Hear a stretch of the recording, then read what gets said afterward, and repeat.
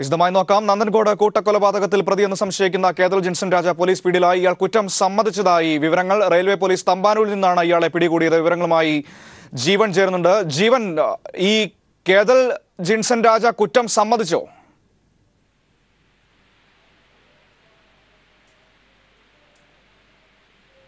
ോടുകൂടിയാണ് കേതൽ ജിൻസൺ പോലീസിന്റെ പിടിയിലാവുന്നത്. ഇയാളെ Thiruvananthapuram city control റൂമിലെ പ്രത്യേകം തയ്യാറാക്കിയ ചോദ്യം ചെയ്യൽ മുറിയിലെത്തിച്ച് ചോദ്യം ചെയ്യൽ തുടർന്നുകൊണ്ടിരിക്കുകയാണ്. അതിനിടയിൽ നിലവിൽ deputy commissioner of police doctor Arul RB കൃഷ്ണയുടെ നേതൃത്വത്തിൽ 2 അസിസ്റ്റന്റ് പോലീസ് കമ്മീഷണർമാരാണ് ഇദ്ദേഹത്തെ ചോദ്യം ചെയ്യുന്നത്. സ്പെഷ്യൽ ബ്രാഞ്ചിന്റെ DYSPയും അവിടെ ഉള്ളതായിട്ടാണ് നമുക്ക് അറിയാൻ കഴിയുന്നത്. എന്തായാലും കുറച്ച് സമയങ്ങൾക്ക് മുൻപ് നടന്ന ചോദ്യം ചെയ്യലിൽ ഇദ്ദേഹം ഒരു സൈക്കോപാത്താണ് എന്നതാണ് ആദ്യഘട്ടത്തിൽ പോലീസ് കരുതിയിരുന്നത്. എന്നാൽ ഇപ്പോൾ അല്പസമയങ്ങൾക്ക് മുമ്പ്, ഏതാണ്ട് ഒരു 10 മിനിറ്റ് മുമ്പ് നടന്ന ചോദ്യം ചെയ്യലിൽ ഇയാൾ കുറ്റം സമ്മതിച്ചിരിക്കുന്നു. താനാണ് കൊന്നത് എന്ന് പറഞ്ഞു. എന്ത് കാരണത്തും കൊണ്ടാണ് കൊന്നത് എന്നത് അല്പസമയത്തിനകമുള്ള ചോദ്യം ചെയ്യലിൽ മാത്രമേ വ്യക്തമാവുകയുള്ളൂ. എന്തായാലും ജില്ലാ district deputy commissioner of police doctor Arul RB Krishna ഒരു ഡോക്ടർ കൂടിയാണ്. അതുകൊണ്ട് തന്നെ ചില വൈദ്യപരമായ ചില സംശയങ്ങൾ ഈ കാര്യത്തിലുണ്ട്. എങ്ങനെ ഈ കുറ്റകൃത്യം നടപ്പിലാക്കാൻ, അറുത്തുമുറിച്ച് കൊല്ലാൻ ഉള്ള മനോബലം എന്താണ് അതിന്റെ കാരണം? ഒരുപക്ഷെ ഒരു സൈക്കോളജി ഡോക്ടറുടെ സഹായം കൂടി ഈ കാര്യത്തിൽ പോലീസ് തേടാനായി ഉദ്ദേശിക്കുന്നുണ്ട്. ഇന്നലെ രാത്രിയോടുകൂടി തന്നെ ഇത് സംബന്ധിച്ച ചില നിർണായകമായ വിവരങ്ങൾ പോലീസിന് ലഭിച്ചിരുന്നു. ഇദ്ദേഹം കേതൽ ഇവിടുന്ന് പോയത് നേരെ ചെന്നൈയിലേക്കാണ്. ചെന്നൈയിലെ BT എന്ന പേരുള്ള ഏതോ ഒരു ലോഡ്ജിലാണ് ഇദ്ദേഹം താമസിച്ചതായിട്ട് നമുക്കിപ്പോൾ ലഭിച്ചിരിക്കുന്ന പ്രാഥമിക വിവരം. പക്ഷേ ആ കാര്യത്തിൽ ഒരു സ്ഥിരീകരണമില്ല. 5000 രൂപ അടച്ച് 3 ദിവസത്തേക്ക് റൂം അവിടെ ബുക്ക് ചെയ്തിരുന്നു. എന്നാൽ അപ്രതീക്ഷിതമായി തന്നെ ചാനലിൽ തന്റെ പടം കാണിക്കുന്നത് കണ്ട് ഹോട്ടൽ റൂം വെക്കേറ്റ് ചെയ്യാതെ തന്നെ അവിടെ നിന്നും ബാഗേജുകൾ എടുക്കാതെ ഒരു ഓട്ടോയിൽ കയറി അയാൾ രക്ഷപ്പെടുകയായിരുന്നു. അതിന് തൊട്ടു പിന്നാലെ തന്നെ ഈ വിവരം കിട്ടിയ ചെന്നൈ പോലീസ് ഈ ലോഡ്ജിലെത്തിയപ്പോഴേക്കും ഈ കേതൽ ജിൻസൺ അവിടെ നിന്നും രക്ഷപ്പെട്ടിരുന്നു. തുടർന്ന് റെയിൽവേ സ്റ്റേഷനിൽ നടത്തിയ പരിശോധനയിൽ റെയിൽവേ സ്റ്റേഷനിലും വിമാനത്താവളങ്ങളിലും പരിശോധന നടത്തുന്നുണ്ടായിരുന്നു. ഒപ്പം അന്യസംസ്ഥാന കേരളത്തിലേക്കും മറ്റ് സ്ഥലങ്ങളിലേക്കും പോകുന്ന ബസ്സുകളിലും പോലീസ് വളരെ വിപുലമായ ഒരു തിരച്ചിൽ നടത്തി. എന്നാൽ തിരുവനന്തപുരത്തേക്ക് വരുന്ന ഒരു ട്രെയിനിലാണ് ഇദ്ദേഹം ഉണ്ടായിരുന്നത്. തിരുവനന്തപുരത്തേക്ക് എത്തിയ ഘട്ടത്തിൽ ആദ്യം റെയിൽവേ പോലീസ് ഇദ്ദേഹം മാനസിക രോഗിയെ പോലെ ഉള്ള ആളാണ് എന്നാണ് ആദ്യം കരുതിയത്. എന്നാൽ റെയിൽവേ എല്ലാ പോലീസ് സേനകൾക്കും വാട്സപ്പ് ഗ്രൂപ്പ് വഴി ഈ പടം അയച്ചു കൊടുത്തിരുന്നതിനാൽ വളരെ പെട്ടെന്ന് തന്നെ, പ്രത്യേകിച്ച് തിരുവനന്തപുരത്ത് ഇദ്ദേഹത്തിന്റെ പടം ഒട്ടിച്ചിരുന്നതിനാൽ വളരെ പെട്ടെന്ന് തന്നെ പോലീസുകാർക്ക് മനസ്സിലായി. തുടർന്ന് അവർ ആദ്യം തന്നെ അന്വേഷണ ഉദ്യോഗസ്ഥനെ വിവരം അറിയിച്ചു. തുടർന്ന് കൺട്രോൾ റൂമിൽ കാര്യങ്ങൾ അറിയിച്ചു. അവിടെ നിന്ന് വളരെ വേഗം പോലീസ് എത്തി. ഇപ്പോൾ തിരുവനന്തപുരത്തെ പ്രത്യേകം തയ്യാറാക്കിയ മുറിയിൽ, തിരുവനന്തപുരത്തെ കൺട്രോൾ റൂമിലെ ചോദ്യം ചെയ്യലിനായി പ്രത്യേകം തയ്യാറാക്കിയ മുറിയിൽ 4 ഉന്നത ഉദ്യോഗസ്ഥർ ഇദ്ദേഹത്തെ ചോദ്യം ചെയ്തുകൊണ്ടിരിക്കുകയാണ്. മറ്റു വിശദാംശങ്ങൾ അല്പസമയത്തിനകം നമുക്ക് അടുത്ത വരും ബുള്ളറ്റിനുകളിൽ ഉൾക്കൊള്ളിക്കാൻ കഴിയും എന്നാണ് നമ്മൾ കരുതുന്നത്. മനു, ഒരു കാര്യം കൂടി ജീവൻ, ഇയാൾ ചെന്നൈയിൽ നിന്നും നേരിട്ട് തിരുവനന്തപുരത്തേക്ക് വരുന്ന വഴിയാണോ ഇവിടെ തമ്പാനൂരിൽ നിന്ന് പിടിയിലായത്? മനു, അങ്ങനെ തന്നെയാണ്. കാരണം ഇയാൾ ചെന്നൈയിൽ 3 ദിവസം താമസിക്കാനായി ഹോട്ടലിൽ മുറിയെടുത്തിരുന്നു. എന്നാൽ അപ്രതീക്ഷിതമായി തന്റെ പടം TV-യിൽ കാണിക്കുന്നത് കണ്ട കേതൽ ജിൻസൺ താൻ പിടിക്കപ്പെട്ടു എന്ന് ബോധ്യമാവുകയും തുടർന്ന് തിരുവനന്തപുരത്തേക്ക് യാത്ര തിരിക്കുകയുമായിരുന്നു. കീഴടങ്ങാൻ തന്നെയാണോ തിരുവനന്തപുരത്തേക്ക് വന്നത് എന്ന കാര്യത്തിൽ സ്ഥിരീകരണമില്ല. അത്തരം കാര്യങ്ങൾ അല്പസമയത്തിനകം മാത്രമേ നമുക്ക് അറിയാൻ കഴിയൂ. മനു, ശരി. ജീവനാണ് തിരുവനന്തപുരത്ത് നിന്ന് വിവരങ്ങൾ നൽകിയത്. തിരുവനന്തപുരം നന്ദൻകോട് 4 പേരെ കൊലപാതകം നടത്തിയ 4 പേരെ കൊല ചെയ്ത കേതൽ ജിൻസൺ രാജ പോലീസ് പിടിയിലായിരിക്കുന്നു. ഇയാളെ തമ്പാനൂരിൽ നിന്നും റെയിൽവേ പോലീസാണ് ആദ്യം പിടികൂടിയത്. ഇപ്പോൾ ഇയാളെ പ്രത്യേക അന്വേഷണ സംഘത്തിന്റെ നേതൃത്വത്തിൽ ചോദ്യം ചെയ്തുകൊണ്ടിരിക്കുകയാണ്. ഇയാൾ കുറ്റം സമ്മതിച്ചു എന്നാണ് നമുക്ക് അറിയാൻ വേണ്ടി കഴിയുന്നത്. ഇനി മറ്റു വാർത്തകളിലേക്ക്. പുറ്റിങ്ങൽ വെടിക്കെട്ട് അപകടത്തിന്റെ ഉത്തരവാദിത്വം വ്യക്തമാക്കി TP സെൻകുമാറിനെ DGP സ്ഥാനത്ത് നിന്ന് മാറ്റിയതിൽ എന്ത് തെറ്റെന്ന് സുപ്രീം കോടതി. പൊതുജനങ്ങൾക്ക് എതിർപ്പുണ്ടായെങ്കിൽ DGPയെ മാറ്റാവുന്നതാണെന്നും കോടതി. കേസിൽ നാളെയും വാദം തുടരും. പുറ്റിങ്ങൽ വെടിക്കെട്ട് അപകടം, ജിഷ വധക്കേസ് അന്വേഷണ വീഴ്ചകൾ, പോലീസിനെതിരെയുള്ള പൊതുജന എതിർപ്പ് വ്യക്തമാക്കിയ അഡീഷണൽ ഹോം സെക്രട്ടറിയായിരുന്ന നളിനി നെറ്റോയുടെ റിപ്പോർട്ട് എന്നിവ മുൻനിർത്തിയായിരുന്നു ക്രമസമാധാന ചുമതലയിൽ നിന്ന് സെൻകുമാറിനെ സർക്കാർ മാറ്റിയത്. ഇതിനെതിരെ സെൻകുമാർ സമർപ്പിച്ച ഹർജിയിൽ വാദം പുരോഗമിക്കുകയാണ് നിർണായക ചോദ്യങ്ങൾ സുപ്രീം കോടതി ഉയർത്തിയത്. പുറ്റിങ്ങൽ വെടിക്കെട്ട് അപകടത്തിന്റെ അന്വേഷണ ഉത്തരവാദിത്തം ബന്ധപ്പെട്ടവർക്കുമേൽ ചുമത്തേണ്ടതല്ലേ എന്ന് കോടതി ചോദിച്ചു. 111 ആളുകൾ കൊല്ലപ്പെട്ട വെടിക്കെട്ട് അപകടത്തിന്റെ ഉത്തരവാദിത്തം ചൂണ്ടിക്കാട്ടി സെൻകുമാറിനെ മാറ്റിയതിൽ തെറ്റുപറയാനാകില്ലെന്ന് ജസ്റ്റിസ് മദൻ ബി ലോക്കൂറിന്റെ ബെഞ്ച് അറിയിച്ചു. സെൻകുമാറിനെ DGP-ആയി നിയമിച്ചത് നടപടിക്രമങ്ങൾ പാലിച്ചില്ലെന്ന് സർക്കാർ വ്യക്തമാക്കി. എന്നാൽ നടപടിക്രമങ്ങൾ നോക്കിയാൽ ഇപ്പോഴത്തെ DGP-ക്കും തുടരാനാകില്ലെന്നായിരുന്നു കോടതിയുടെ മറുപടി. ജിഷ്ണുവിന്റെ മാതാവിന്റെ നിരാഹാര സമരവും കേസ് അന്വേഷണത്തിന്റെ പൊതുജന പ്രതികരണങ്ങളും ഇപ്പോഴത്തെ DGP-ക്ക് ബാധകമല്ലേ എന്നും കോടതി പരാമർശമായി ചോദിച്ചു. കേസിൽ സർക്കാരിന്റെ വാദം നാളെയും തുടരും. മനുശങ്കർ, ദില്ലി. ജിഷ്ണുവിന്റെ മരണവുമായി ബന്ധപ്പെട്ട് രജിസ്റ്റർ ചെയ്ത കേസിൽ Nehru college vice principal NK ശക്തിവേലിന് ഹൈക്കോടതി ഉപാധികളോട് ജാമ്യം അനുവദിച്ചു. കോളേജിൽ പ്രവേശിക്കുകയോ ദൈനംദിന കാര്യങ്ങളിൽ ഇടപെടുകയോ ചെയ്യരുത്, 50,000 രൂപ കെട്ടിവയ്ക്കണം എന്നീ ഉപാധികളോടെയാണ് ജാമ്യം. ശക്തിവേൽ കഴിഞ്ഞ ദിവസം സമർപ്പിച്ച മുൻകൂർ ജാമ്യാപേക്ഷ പരിഗണിച്ചാണ് കോടതി ഇടക്കാല ജാമ്യം അനുവദിച്ചത്. ഉപാധികളോടെയാണ് ജാമ്യം. കോളേജിൽ പ്രവേശിക്കരുത്, കോളേജിന്റെ ദൈനംദിന കാര്യങ്ങളിൽ ഇടപെടരുത്, ജാമ്യത്തുകയായ 50,000 രൂപ കെട്ടിവെക്കണം എന്നിവയാണ് ജാമ്യവ്യവസ്ഥകൾ. ശക്തിവേലിനെതിരെ ആത്മഹത്യാ പ്രേരണാകുറ്റം നിലനിൽക്കില്ലെന്ന സംശയവും വാദത്തിനിടെ കോടതി പ്രകടിപ്പിച്ചു. ഇടക്കാല ജാമ്യ ഹർജി ഹൈക്കോടതിയുടെ പരിഗണനയിലിരിക്കെ ശക്തിവേലിനെ അറസ്റ്റ് ചെയ്ത അന്വേഷണ ഉദ്യോഗസ്ഥന്റെ നടപടിയിൽ ജസ്റ്റിസ് എബ്രഹാം മാത്യു അതൃപ്തി പ്രകടിപ്പിച്ചു. കോയമ്പത്തൂരിൽ നിന്നും കഴിഞ്ഞ ദിവസമാണ് Nehru college vice principal NK ശക്തിവേലിനെ പോലീസ് അറസ്റ്റ് ചെയ്തത്. കേസിലെ 4ഉം 5ഉം പ്രതികളായ പ്രവീൺ, ഡിബിൻ എന്നിവരുടെ മുൻകൂർ ജാമ്യ ഹർജി വിധി പറയുന്നതിന് നാളത്തേക്ക് മാറ്റി. ജാമ്യ ഹർജിയിൽ തീർപ്പാക്കുന്നതുവരെ ഇരുവരെയും അറസ്റ്റ് ചെയ്യരുതെന്നും കോടതി നിർദ്ദേശിച്ചിട്ടുണ്ട്. News bureau, Kochi. തിരികെ വാർത്തകളിലേക്ക്. DGP ഓഫീസിന് മുന്നിൽ നടന്ന സംഭവത്തിൽ മഹിജയുടെ പരാതിയിൽ സർക്കാർ ഉന്നതതല അന്വേഷണം പ്രഖ്യാപിച്ചു. ക്രൈംബ്രാഞ്ച് ADGP നിതിൻ അഗർവാളിനാണ് അന്വേഷണ ചുമതല. മഹിജയുടെ സമരവുമായി ബന്ധപ്പെട്ട് പിന്നീട് പ്രതികരിക്കാമെന്ന് മുഖ്യമന്ത്രിയും പറഞ്ഞു. അതേസമയം മഹിജ 2 ദിവസം കൂടി ആശുപത്രിയിൽ തുടരും. DGP ഓഫീസിന് മുന്നിൽ നടന്ന സംഭവങ്ങളെക്കുറിച്ച് അന്വേഷിക്കാൻ സർക്കാർ ഉന്നതതല അന്വേഷണമാണ് പ്രഖ്യാപിച്ചിരിക്കുന്നത്. ക്രൈംബ്രാഞ്ച് മേധാവി നിതിൻ അഗർവാളിന്റെ നേതൃത്വത്തിലുള്ള സംഘമാണ് കേസന്വേഷണം നടത്തുക. ഇന്നലെ മഹിജയുമായി ഫോണിൽ സംസാരിച്ച മുഖ്യമന്ത്രി ഉണ്ടായ സംഭവങ്ങളിൽ വിശദമായ അന്വേഷണം നടത്തുമെന്ന് ഉറപ്പു നൽകിയിരുന്നു.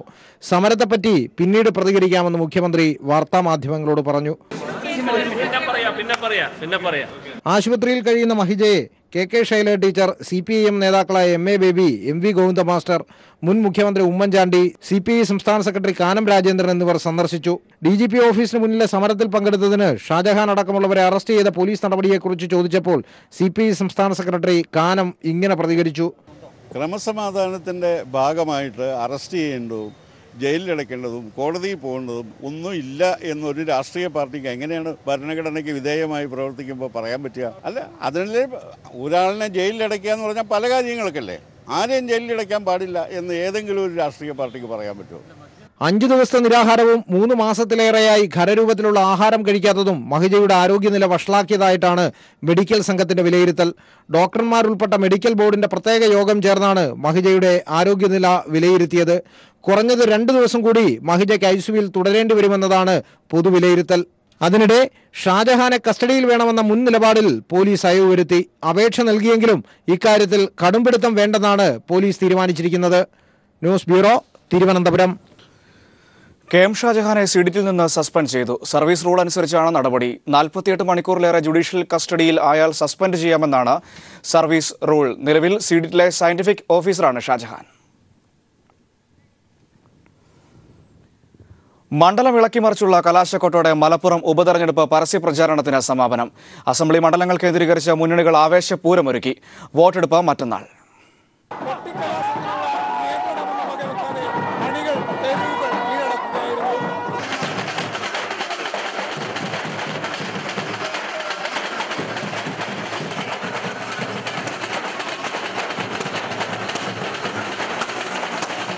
ഏഴ് അസംബ്ലി മണ്ഡലങ്ങൾ കേന്ദ്രീകരിച്ചും പ്രധാന ടൗണുകളിലും ആവേശം അണപൊട്ടി.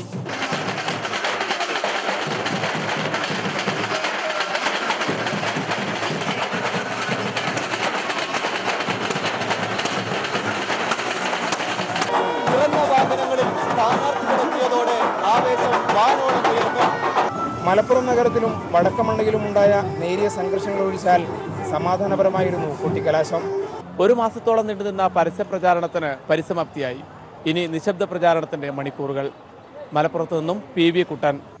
ആലപ്പുഴ കറ്റാനം വെള്ളാപ്പള്ളി എഞ്ചിനീയറിംഗ് കോളേജിലെ ആത്മഹത്യാ ശ്രമത്തിൽ വിദ്യാർത്ഥി സംഘടനകൾ കോളേജിലേക്ക് മാർച്ച് നടത്തി. മാർച്ച് സംഘർഷത്തിൽ കലാശിച്ചു. അതേസമയം ആത്മഹത്യാ ശ്രമക്കേസ് അന്വേഷണത്തിൽ വീഴ്ച വരുത്തിയ വള്ളികുന്നം സ്റ്റേഷനിലെ 2 പോലീസുകാർക്കെതിരെ നടപടിയെടുത്തു. ASIയെ സസ്പെൻഡ് ചെയ്യുകയും സിവിൽ പോലീസ് ഓഫീസറെ സ്ഥലം മാറ്റുകയും ചെയ്തു.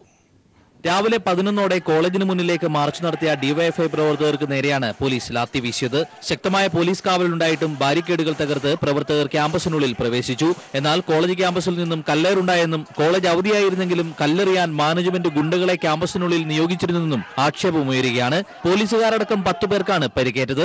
അതേസമയം വെള്ളാപ്പള്ളിയുടെ പേരിലുള്ള കോളേജിലേക്ക് പ്രതിഷേധ മാർച്ച് നടത്താൻ ABVP എത്തിയത് ശ്രദ്ധേയമായി. നേരത്തെ KSU, MSF സംഘടനകൾ കോളേജിന് മുന്നിൽ സമരം നടത്തിയിരുന്നു. എന്നാൽ BJPയുടെ ഘടകകക്ഷിയായ BDJSന്റെ പ്രധാന നേതാവ് സുഭാഷ് ബാസു നടത്തുന്ന കോളേജിലേക്ക് ABVP നടത്തിയ മാർച്ച് വിവാദമാവുകയാണ്. മാനേജ്മെന്റിന്റെ കടുത്ത പീഡനം മൂലം കോളേജിലെ 2ാം വർഷ വിദ്യാർത്ഥി കൈഞ്ഞരമ്പ് മുറിച്ച് കഴിഞ്ഞ ദിവസം ആത്മഹത്യക്ക് ശ്രമിച്ചിരുന്നു. ഇതിൽ പ്രതിഷേധിച്ചാണ് ഡിവൈഎഫ്ഐയുടെ നേതൃത്വത്തിൽ മാർച്ച് നടന്നത്. സംഭവവുമായി ബന്ധപ്പെട്ട് college manager Subhash Basu, principal എന്നിവർക്കെതിരെ കഴിഞ്ഞ ദിവസം പോലീസ് കേസ് രജിസ്റ്റർ ചെയ്തിരുന്നു. News bureau, Alappuzha. മന്ത്രി EP ജയരാജനെതിരായ ബന്ധു നിയമന കേസിൽ എല്ലാ തുടർ നടപടികളും നിർത്തിവെക്കാൻ ഹൈക്കോടതി ഉത്തരവിട്ടു. അന്വേഷണ സാധ്യത ഇല്ലെങ്കിൽ കേസ് എഴുതിത്തള്ളാൻ കോടതി വിജിലൻസിന് അനുമതി നൽകി. കേസ് തുടരണമോ എന്ന് വിജിലൻസിന് തീരുമാനിക്കാമെന്നും കോടതി പറഞ്ഞു. KSI ലിമിറ്റഡ് MD നിയമനവുമായി ബന്ധപ്പെട്ട കേസിൽ EP ജയരാജൻ സമർപ്പിച്ച ഹർജിയിലാണ് ഹൈക്കോടതി ഉത്തരവ്. FIR റദ്ദാക്കണമെന്നാവശ്യപ്പെട്ടാണ് EP ജയരാജൻ ഹൈക്കോടതിയെ സമീപിച്ചിരുന്നത്. ക്രിമിനൽ കുറ്റം നിലനിൽക്കില്ലെന്നും താൻ സാമ്പത്തിക നേട്ടം ഉണ്ടാക്കിയില്ലെന്നും ജയരാജൻ ഹർജിയിൽ ചൂണ്ടിക്കാട്ടിയിരുന്നു. ഹർജി പരിഗണിച്ച കോടതി വിജിലൻസ് നടത്തുന്ന തുടരന്വേഷണം സ്റ്റേ ചെയ്തു. അന്വേഷണത്തിന് സാധ്യതയില്ലെങ്കിൽ കേസ് എഴുതിത്തള്ളാൻ ഹൈക്കോടതി വിജിലൻസിന് അനുമതി നൽകുകയും ചെയ്തു. മുൻപ് ഇതേ ആവശ്യമുന്നയിച്ച് സുധീർ നമ്പ്യാർ ഹൈക്കോടതിയെ സമീപിച്ചിരുന്നു. സുധീർ നമ്പ്യാരുടെ ഹർജിയിൽ അന്വേഷണം സ്റ്റേ ചെയ്തിരിക്കുകയാണ്. ഈ സ്റ്റേ കേസ് എഴുതിത്തള്ളുന്നതിന് വിജിലൻസിന് തടസ്സമല്ലെന്നും EP ജയരാജന്റെ ഹർജി പരിഗണിക്കവേ ഹൈക്കോടതി വാക്കാൽ പരാമർശിച്ചു. News bureau, Kochi. നന്ദൻകോട് കൂട്ടക്കൊലപാതക കേസിൽ പ്രതി എന്ന് സംശയിക്കുന്ന കേതൽ ജിൻസൺ രാജ പിടിയിലായി. ഇയാൾ കുറ്റം സമ്മതിച്ചതായാണ് സൂചന. ഇയാളെ പ്രത്യേക DCPയുടെ നേതൃത്വത്തിൽ പ്രത്യേക ചോദ്യം ചെയ്യൽ മുറിയിൽ ചോദ്യം ചെയ്തുകൊണ്ടിരിക്കുകയാണ്. 4 മുതിർന്ന പോലീസ് ഉദ്യോഗസ്ഥരും ഇയാളെ ചോദ്യം ചെയ്യുന്നതിനുണ്ട്. അല്പസമയം മുമ്പാണ് ഇയാളെ തമ്പാനൂരിൽ നിന്നും റെയിൽവേ പോലീസ് പിടിയിലായത്. പിന്നീട് കേസ് അന്വേഷിക്കുന്ന സംഘത്തിന് കൈമാറുകയായിരുന്നു. ഇയാളെ DCP അരുൾ BR കൃഷ്ണയുടെ നേതൃത്വത്തിലുള്ള പോലീസ് സംഘമാണ് ചോദ്യം ചെയ്തുകൊണ്ടിരിക്കുന്നത്. ജീവൻ ചേരുന്നുണ്ട് വിശദാംശങ്ങൾ നൽകാനായി. ജീവൻ, ഇയാൾ കുറ്റം സമ്മതിച്ചിരുന്നു എന്ന് നേരത്തെ നമുക്ക് സൂചനകൾ ലഭിച്ചിരുന്നു. ചോദ്യം ചെയ്യലിൽ മറ്റെന്തൊക്കെ വിവരങ്ങളാണ് ഇപ്പോൾ ലഭിച്ചിരിക്കുന്നത്? മനു, നിർണായകമായ ചില വിവരങ്ങളാണ് ഈ കാര്യത്തിൽ ഇപ്പോൾ പുറത്തു വന്നുകൊണ്ടിരിക്കുന്നത്. ഇദ്ദേഹം കുറ്റം സമ്മതിച്ചു. ആത്മാവിനെ ശരീരത്തിൽ നിന്നും മോചിപ്പിക്കാനാണ് കൊലപാതകം നടത്തിയത് എന്നാണ് അല്പസമയങ്ങൾക്ക് മുമ്പ് ഇയാൾ അന്വേഷണ ഉദ്യോഗസ്ഥരോട് പറഞ്ഞത്. പ്രധാനമായും ഇയാൾ ഒരു മാനസിക രോഗിയാണ് എന്ന് പോലീസിന് സംശയമുണ്ട്. കൊലപാതകം നടത്തിയത് 2 ദിവസങ്ങളിലായിട്ടാണ്. 3 പേരെ കൊന്നത് ഒരേ ദിവസം. അമ്മയെയും അച്ഛനെയും ഒപ്പം സഹോദരിയെയും കമ്പ്യൂട്ടർ ഗെയിം കാണാൻ എന്ന പേരിൽ വിളിച്ചുകൊണ്ടിരുത്തിയ ശേഷം ആദ്യം കൊലപ്പെടുത്തുകയായിരുന്നു. കമ്പ്യൂട്ടർ ഗെയിം ഇട്ട് താൻ പുതിയതായി പ്രോഗ്രാം ചെയ്ത ഈ കമ്പ്യൂട്ടർ ഗെയിം കാണണം, ഇത് എന്റെ ആഗ്രഹമാണ് എന്ന് പറഞ്ഞുകൊണ്ട് കമ്പ്യൂട്ടറിന് മുന്നിൽ കൊണ്ടുവന്ന് ഇരുത്തിയ ശേഷം ഒരു മഴു ഉപയോഗിച്ചാണ് കൊലപ്പെടുത്തിയത്. ആ മഴു പോലീസ് കസ്റ്റഡിയിൽ എടുത്തിട്ടുണ്ട്. അത് ഫ്ലിപ്കാർട്ട് വഴി ഓർഡർ ചെയ്ത് വാങ്ങിയ ഒരു മഴുവാണ് ഇയാൾ ഉപയോഗിച്ചത്. അതിന്റെ ആ മഴു ഇപ്പോൾ പോലീസ് പിടിച്ചെടുത്തിട്ടുണ്ട്. സംഭവ സ്ഥലത്ത് നിന്ന് പോലീസ് കിട്ടിയിട്ടുണ്ട്. ആദ്യ ആളെ കൊന്നതിന് ശേഷം മുറി മുഴുവനായി തുടച്ച് വൃത്തിയാക്കി. അതിനുശേഷം രണ്ടാമത്തെ ആളെ മണിക്കൂറുകളുടെ വ്യത്യാസത്തിൽ വീണ്ടും ഈ മുറിയിലേക്ക് കൊണ്ടുവന്നിരുത്തി. ഈ മുറി പൂർണ്ണമായും എയർ കണ്ടീഷൻ ചെയ്ത ഉള്ള മുറി ആയതിനാൽ അല്പം പോലും ഒച്ച പുറത്തു കേട്ടില്ല എന്നാണ് ഇയാൾ പോലീസിനോട് പറഞ്ഞത്. ഒരു അലർച്ച പോലും ഇല്ല ഉണ്ടാവുന്നതിന് മുമ്പ് പുറകിൽ നിന്നാണ് 3 പേരെയും വെട്ടിയത്. തല വെട്ടി പിളർക്കുകയായിരുന്നു പുറകിൽ നിന്ന് ചെയ്തത്. കഴുത്തിനും അതിനുശേഷം മരണം ഉറപ്പാക്കിയതിനു ശേഷം ശരീരാവയവങ്ങൾ ഓരോന്നായി അറുത്തെടുത്ത് മാറ്റി ബാത്റൂമിലിട്ട് കഴുകി മാറ്റുകയായിരുന്നു. 3 പേരെ ഒരേ ദിവസവും അമ്മയുടെ സഹോദരിയെ ഒരു ദിവസവുമാണ് കൊന്നത്. ഇദ്ദേഹത്തിന് സൈക്കോളജിക്കൽ ഡിസോർഡർ ഉള്ളതായിട്ടാണ് പറയുന്നത്. ചെയ്തതിൽ കുറ്റബോധമില്ല എന്നാണ് ഇയാൾ ഇതുവരെയുള്ള ചോദ്യം ചെയ്യലിൽ വ്യക്തമാക്കുന്നത്. ഇദ്ദേഹത്തിന് സൈക്കോളജിക്കലായ എന്തോ പ്രശ്നമുള്ളതായി പോലീസ് സംശയിക്കുന്നു.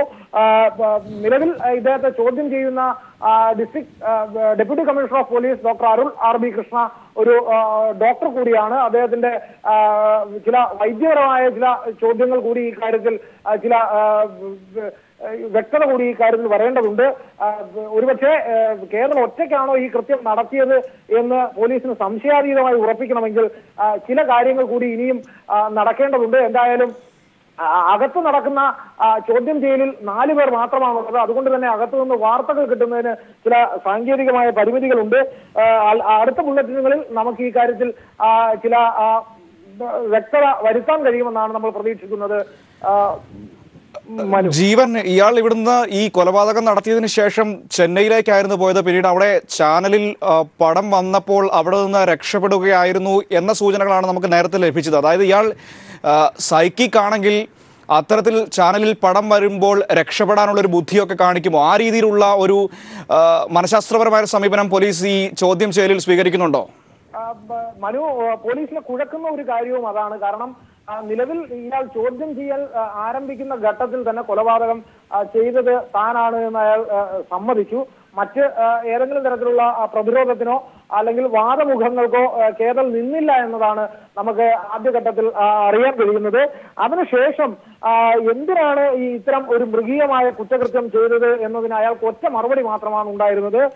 താൻ സോളിനെ ബോഡിയിൽ നിന്നും വിമോചിപ്പിക്കുകയായിരുന്നു എന്നാണ് അയാൾ പറഞ്ഞത്. ഈ വാചകമാണ് അയാൾ ഉദ്ധരിച്ചത്. താൻ തന്റെ മാതാപിതാക്കളുടെ ബോഡിയിൽ നിന്നും ഈ സോളിനെ വിമോചിപ്പിക്കുക എന്ന പ്രവർത്തനമാണ് താൻ ചെയ്തത് എന്ന് പറഞ്ഞു. ഇന്ന് ഉച്ചയോടുകൂടി ഈ കേതലിന്റെ വീട്ടിൽ, കേതലിന്റെ മുറിയിൽ പരിശോധന നടത്തിയ പോലീസിനും ഇയാൾ സൈക്കോപാത്ത് ആണ് എന്ന തരത്തിലുള്ള ചില സൂചനകൾ ലഭിച്ചിട്ടുണ്ടായിരുന്നു. കാരണം ഇയാളുടെ മുറിയിൽ ബൈബിളുമായി ബന്ധപ്പെട്ടുള്ള ബൈബിളിന്റെ ഇന്റർപ്രിട്ടേഷൻസുമായി ബന്ധപ്പെട്ടുള്ള നിരവധി ഗ്രന്ഥങ്ങളാണ് ഇദ്ദേഹത്തിന്റെ മുറിയിൽ നിന്നും കിട്ടിയത്. ഇന്റർനെറ്റ് വഴിയാണ് ഇതിന്റെ മുഴുവൻ കാര്യങ്ങളും ഇയാൾ ചെയ്തിരുന്നത്. ഇയാൾ വളരെ സമർത്ഥനായ ഒരു കമ്പ്യൂട്ടർ പ്രോഗ്രാമറാണ്. ഇദ്ദേഹത്തിന് നിലവിൽ ഓസ്ട്രേലിയയിലെ ഒരു കമ്പനിയുമായി ബന്ധപ്പെട്ട് ചില പുതിയ കമ്പ്യൂട്ടർ ഗെയിമുകൾ ഉണ്ടാക്കി കൊടുക്കുക എന്ന ജോലിയിൽ വ്യാപൃതനായിരുന്ന വ്യക്തിയാണ്. ഇയാൾ ഉണ്ടാക്കുന്ന കമ്പ്യൂട്ടർ ഗെയിമുകൾ പലതും വളരെ ഡിസ്ട്രക്റ്റീവ് ആയിട്ടുള്ള ഗെയിമുകളാണ് എന്നതാണ് പോലീസിന് മനസ്സിലായിരിക്കുന്നത്. അത്തരത്തിൽ ഈ അടുത്ത ദിവസങ്ങളിൽ ഇയാൾ ഒരു പൂർണ്ണ തോതിലെത്തിയ ഒരു കമ്പ്യൂട്ടർ ഗെയിമിന്റെ പ്രോഗ്രാമിന്റെ പുറകെയായിരുന്നു. ആ പ്രോഗ്രാം അയാൾ ഓസ്ട്രേലിയൻ കമ്പനിക്ക് വിൽക്കാനുള്ള അവസാനവട്ട ഒരുക്കത്തിലുമായിരുന്നു. ആ കമ്പ്യൂട്ടർ ഗെയിമാണ് അച്ഛനെയും അമ്മയെയും അനിയത്തിയെയും അതോടൊപ്പം ആളുകളെ കാണിച്ചിരുന്നത്. ഒപ്പം ഇയാളുടെ ജീവിത രീതി തന്നെ ഈ കാര്യത്തിൽ ചില പ്രത്യേകത. ശരി, ജീവനാണ് തിരുവനന്തപുരത്ത് നിന്ന് വിവരങ്ങൾ നൽകിക്കൊണ്ടിരിക്കുന്നത്. മനസാക്ഷിയെ മരവിപ്പിക്കുന്ന, ഞെട്ടിപ്പിക്കുന്ന വിവരങ്ങളാണ് ഇയാളെ ചോദ്യം ചെയ്തപ്പോൾ പുറത്തു വന്നുകൊണ്ടിരുന്നത്. അമ്മയെയും അച്ഛനെയും സഹോദരിയെയും കുഞ്ഞമ്മയെയും കൊന്നത് അവരുടെ ശരീരത്തിൽ നിന്നും ആത്മാവിനെ മോചിപ്പിക്കാനാണ് എന്നൊരു വാദമുഖമാണ് ഇയാൾ പോലീസിന് മുൻപിൽ പറഞ്ഞത്. ഇയാൾ കുറ്റം സമ്മതിക്കുകയായിരുന്നു. ഇയാളൊരു സൈക്കിക് ഡിസോർഡർ ഉള്ള ആളാണെന്നൊരു പ്രാഥമിക നിഗമനം പോലീസിനുണ്ട്. പക്ഷേ നിരവധി ചോദ്യങ്ങൾക്ക് ഇനിയും ഉത്തരം കിട്ടേണ്ടതുണ്ട്. ഇയാൾ ഒറ്റയ്ക്കാണോ ഈ കാര്യങ്ങൾ ചെയ്തത് അടക്കമുള്ള ചോദ്യങ്ങൾക്ക് ഉത്തരം കിട്ടേണ്ടതുണ്ട്. കോടാലി ഉപയോഗിച്ച് വെട്ടിയാണ് ഇവരെ ക്രൂരമായ രീതിയിലാണ് കൊലപ്പെടുത്തിയതെന്നാണ് പുറത്തുവരുന്ന വിവരങ്ങൾ.